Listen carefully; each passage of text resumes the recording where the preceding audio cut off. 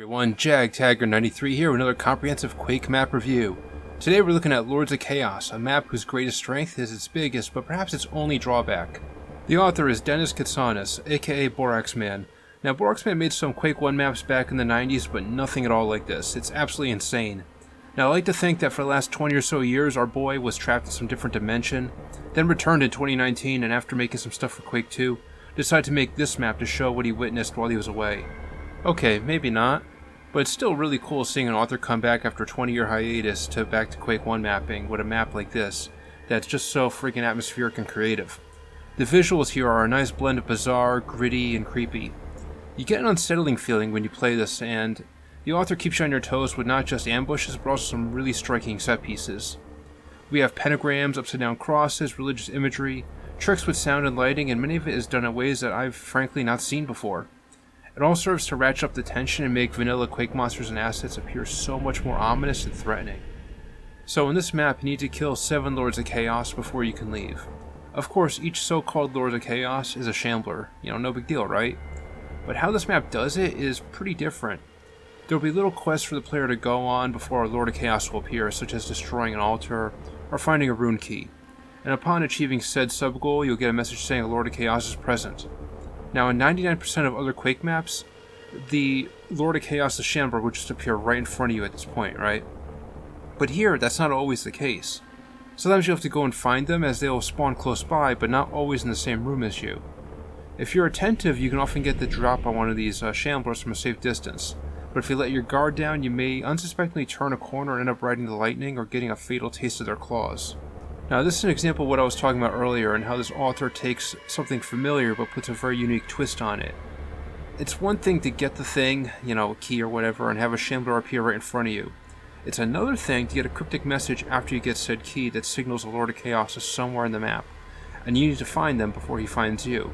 It's kind of like, you're going hunting, but at the same time you're feeling hunted at the same time. It's really awesome. There really is so much here in this map to look at and get your attention, and while it's all awesome and epic, I think it kind of hurts the playability of this map just a little bit. You see, this map is absolutely massive, and it's pretty easy to get lost. There will likely be a number of times you'll enter a room and find enemies facing the other way, and that signals to the player that the author probably anticipated that you would enter from another direction. And how the player is led around in this map is mostly from cryptic text cues, and not so much by the environment like how we're used to. Indeed, I'd often see something interesting or some ammo or some health up ahead that I really needed, and once obtaining it, I realized that I'm actually not on any kind of path, I just completely lost my bearings. You will have to backtrack pretty often, but again, there's so much fantastically macabre stuff here to gawk at while you're doing it, that you'll probably just get lost again and again, even more so. This is especially true as you start nearing the end of the map, and you have either the second silver rune key or the gold rune key, and that's likely the part where most players will get lost or confused. Also, the exit is at a pretty odd location, near the very beginning of the map, tucked away in an area that most players will just likely pass right over, literally, and then likely not think to check back until several minutes, maybe even an hour or two later. There's really enough here for the author to have made this map into maybe 2 or 3 different maps as part of a pack, or at least cut down on the number of Lords of Chaos, as 7, one at a time, is a bit much.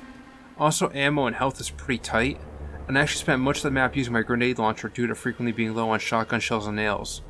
Part of the problem too with that is, again, everything here looks just so damned interesting. And in Quake, if you see something that looks interesting, it's usually worth shooting at. And yeah, as I was lost wandering the halls, a good portion of my ammo went less to scrags and more to paintings and lights in the vain hope of finding a missed door or teleporter that would set me right back on the right path.